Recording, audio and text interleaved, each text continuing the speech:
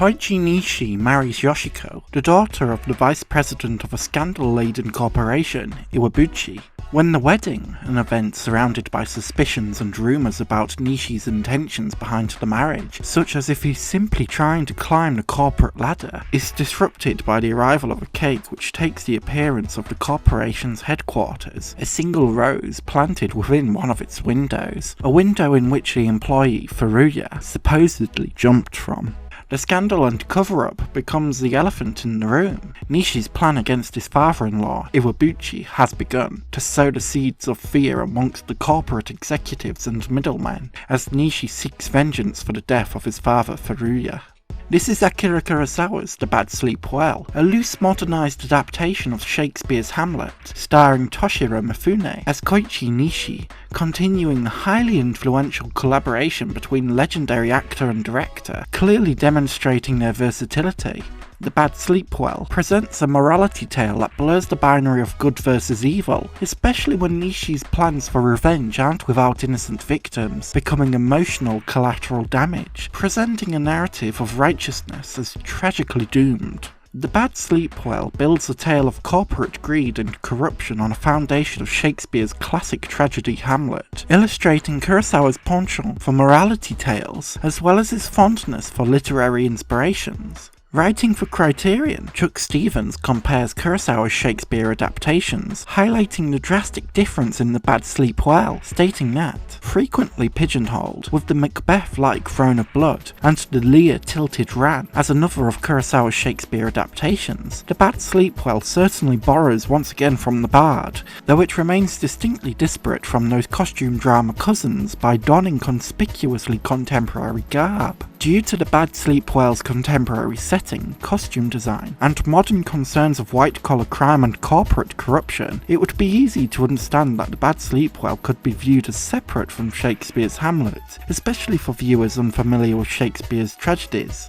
However, the foundation of Hamlet is present in The Bad Sleep Well, especially due to illegitimate son Nishi's plan for vengeance for the murder of his father Furuya, mirroring the narrative of Hamlet's plan to seek revenge for the murder of his own father by his uncle. Additionally, the twist between Nishi's and Dikura's identity swap phase of the vengeance plan reflects Shakespeare's own fondness for plots which embrace identity shifts. The contemporary focus allows Kurosawa to not only pay his respects to his literary inspirations, but to also examine social issues of corporate greed in a post-war Japan, and the innocent lives that this greed affects, illustrating that even The Bad Sleep Well's sense of bleak tragedy isn't without Kurosawa's trademark sense of empathy. Toshiro Mifune plays Nishi, the protagonist, in a manner that is drastically different to Mifune's wild, wolf-like persona in his most famous Kurosawa-directed roles. Instead of eroticism, Mifune's Nishi is a restrained, calculating, and often cold character. Mifune's performance isn't without fury and aggression, but stylistically his delivery is dissimilar to previous roles. It may be an indicator of the performance contrast of Mifune's other works, when considering that Nishi doesn't speak a word for the first 20 minutes of the film. An illusion that Nishi works best when the focus is elsewhere, allowing his vengeance to distract and unfold. Nishi highlights effectively just how versatile Toshiro Mifune is as an actor, showcasing a quiet violence boiling underneath his distant exterior, while also retaining a reflective nature that firmly cements Nishi as a human being. He isn't simply a subtly intimidating force of retribution, but he is aware that his actions seem questionable and hurtful to those unaware of his plan, such as Yoshiko, his wife, and Tetsuo, his brother-in-law. It's within this dynamic of Nishi's character that The Bad Sleep Well explores a fascinating ethical dilemma. The moral grey area of The Bad Sleep Well, the aspect which complicates Nishi's plan for revenge against Iwabuchi, his father-in-law, is that Nishi, in his motivation to fight against the corporate manipulation which led to his father's murder, commits his own actions which claim innocent victims as collateral damage. For example, after it is believed that Iwabuchi's employee Wada has taken his own life, in reality, Wada remains in a hideout chosen by Nishi and his friend Itakura. Nishi uses Wada to terrify corporate middleman contract officer Shirai into believing he's encountered a ghost, the guilt driving him mad.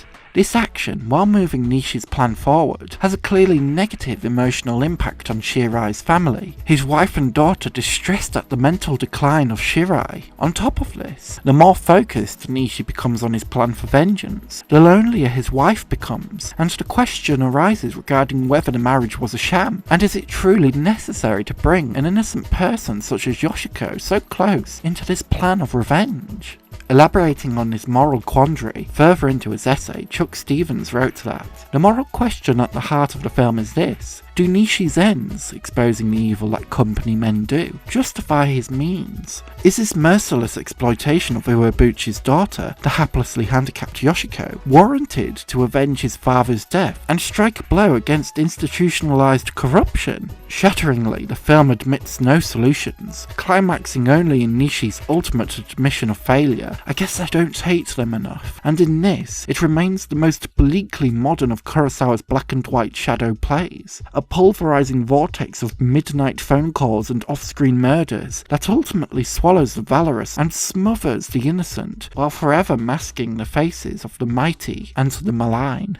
Remaining a moral grey area throughout the film, as Chuck suggests, the film really does admit no solutions. When Nishi succeeds in undertaking a step of his plan, would his actions make him potentially as bad as the abusers and power he aims to dethrone? When Nishi ultimately fails, Iwabuchi reigning supreme once again, committing off-screen murders and questionable fates for all his critics, he has won this battle, but his children Yoshiko and Tatsuo disown him, discovering the true extent of their father's malice. At this point, is the price one pays to succeed in this corporate hellscape even worth it? Viewers are left to consider this ethical dilemma themselves, but from what can be gained in the film's presentation and direction, Kurosawa likely didn't believe that the ends justified the means, cementing The Bad Sleep Well not simply as a tragedy of misfortunes, but also a tragedy of morals too.